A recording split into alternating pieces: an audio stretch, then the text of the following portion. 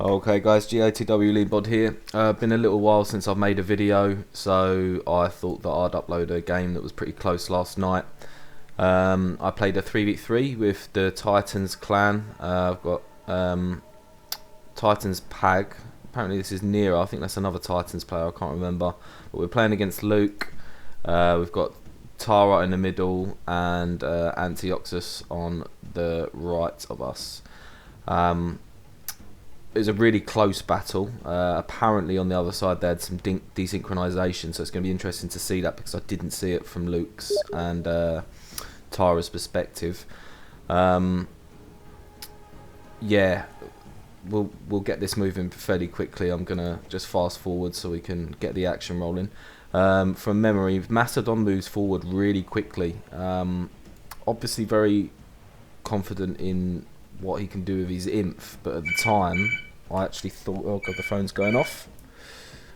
At the time I actually thought this was a really bad move and I thought you're going to lose a lot of stuff here, but Paglia I think is pretty well known as a decent 31k player, so I'd say he knows what he's doing more than I do, because I haven't played 31k as much as I have since I've come back to RTW in the last few months. So as we can see, we've got some piler coming across here, similar kind of close setups, although Luke's gone loose the whole way through. Decent kind of flank job there, needs to be backed up by Cav. I would have been worried about the Scythe chariots coming across. I didn't actually see that, and I'm not sure about this charge, but let's see what happens here. Bang. Okay, so he's gone into the loose herb. Let's see how many. So the loose herb's only lost 6. The light herb's obviously going to be losing, but how much cav have you lost as a result of that? So we've got 49 or 48 or 49 in both units. Great. Oh, remember this charge. So yeah, great charge here by Paglia, and I decided to come in and help him out there. So they really got caught on basically trying to put their strength out on the flank, and we really capitalised on their poor synchronisation. I think Tara was actually pretty poor here with his cav. If he came in, I don't think I would have charged. But as you can see, Paglia has come and he's surrounded the inf with his inf, and he hasn't got his pikes down because he doesn't want to kill my cav or his cav, although now he seems to have dropped that pike.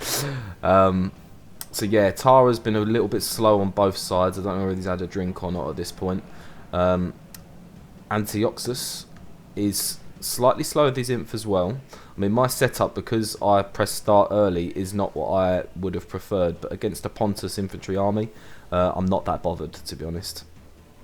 So I can see them flanking here. I can't really do anything about that. I mean, I could have run my herbs forward, but at the risk of losing them against the Cappadocian cavalry, no, I don't think so. I'd rather let the archers just die. So as we can see, yeah, we've done a really good job on Luke's infantry. We seem to have taken out the vast majority of it. Another really good cav charge coming in here that could have been countered. So Tara's been really laxed off of his cav, and I think this is because, so you can see the desynchronization here, so they haven't been able to do much about that, unfortunately. As you can see, I'm coming across. I kind of want to get a bit of piler off on these herbs, just weaken them down a bit so that the Macedonian inf towards the end of the game can do the work against the Pontus inf. So if we can get the herbs out of the way, what my thinking was that we could sort out the Pontus inf by a bit of a kind of surround and brute force play. What I do also know is I know that these 2 lines of herbs will hold up time against these inf if I want to use these inf somewhere else. They've got two horse archers on this flank, and I remember actually I was a bit slow to hit these archers, but I was also scared that I'd get rushed by these 2 and those, and a vast majority of my cav would get taken out, and I wanted my cav so that we could counter these cav here, because as we all know, the Macedonian cavalry aren't quite as good as the Roman cavalry, and I wanted to make sure that on this flank we definitely had the advantage. So I was going to let them just tire themselves out. I was getting peppered down a little bit here, as you can see, so I've lost a few herbs. Maybe I should have faced them the other way, definitely should have, but when you're in the battle, it's not always easy to do that. So you can see this is actually really interesting. So I don't remember this. So they've got their 12 cav ready, just set up for the one charges, we counter charge, and then they counter charge. So that Tara's actually pretty good at counter charging. I played with him in the game after this, which I probably will be uploading. Yeah, he's certainly got very good with using his cav. I haven't played that many games with him, but the games that I have played with him, especially when I've been on his team, the synergy's been pretty good. So right now we're seeing a slight engage from Tara. Poor infantry setup from me, not gonna lie, but it's doing its job, to be fair. I mean, I'm getting some pile off, I'm chilling out. My general is sitting there ready for the slaughter, so I think I'm gonna sort that out eventually. But yeah, no, so right now my thinking is I'm going to bring my herbs over to the flank, and I am going to basically try and fluster them and make them do something. So that's exactly what happens here. So Anzioxus comes over, and when I see that, I also see Luke's cav come over. So Luke's sitting there thinking, right, I can come over and I can bang these herbs out like, easily. So at that point I think, oh god, I better not. Let's bring my herbs back over and we'll make another line, and they won't be able to brute force my infantry line. So I'm getting more pile off here. Not bad damage, to be fair. I mean, I am leaving these bronze shields out to do a very good job late game. I haven't got enough piler out on them. So decent support from Paglia here, although I really think that Tara should have engaged these inf. Like, I don't understand, because we can't charge through the Macedonian pikes unless they bring their pikes up. He should have just done it. So at this point I see my general, so it's a little bit late. It was quite late at night at this point, so I am reacting a little bit slower than I'd like to.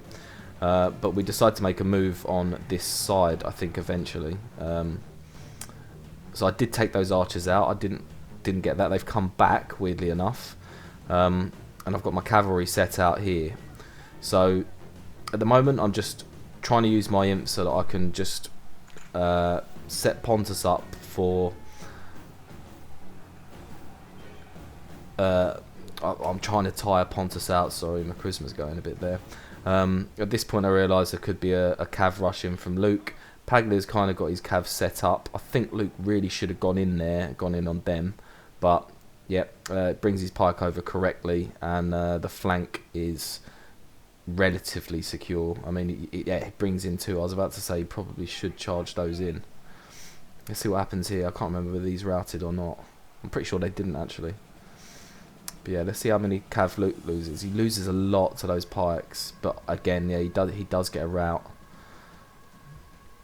So at this point, yeah, I'm moving my cav slightly in. I realise I've got cav on the flank that I need to be acutely aware of. I'm just going to zoom out here a little bit so that everybody can see what's going on. So Pag's really got his imp spread across the whole map, which can be good, but for Macedon it's not typically normal. Again, at the moment, like it really looked like the whole game was in our favour, but it turns out that this game actually got a little bit closer, just due to the fact that this flank held so well, and I've had to bring my cav over. So Luke's mixing his cav up now, which is good. Really good infantry charge there from Tara. So he's kept his cav out the battle for the majority of it, and as a result they've actually ended up a lot stronger.